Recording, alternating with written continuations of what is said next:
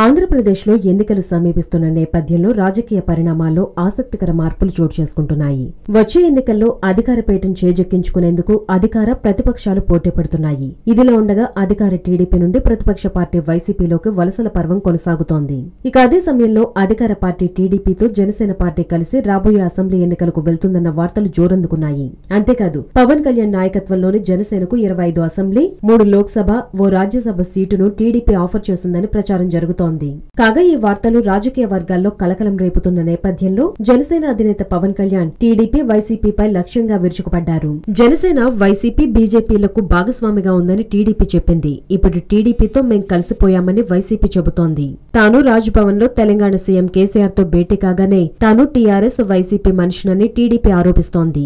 మనం నిజంగా ప్రజల కోసం పనిచేస్తున్నప్పుడు అన్ని పక్షాల నుంచి విమర్శలను ఎదుర్కోవాల్సి వస్తుందని ట్వీట్ చేశారు.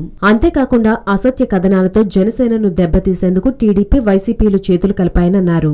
వారితో తాను చేయకలపాలన్నదే ఆ రెండు పార్టీల అభిప్రాయమని చెప్పారు.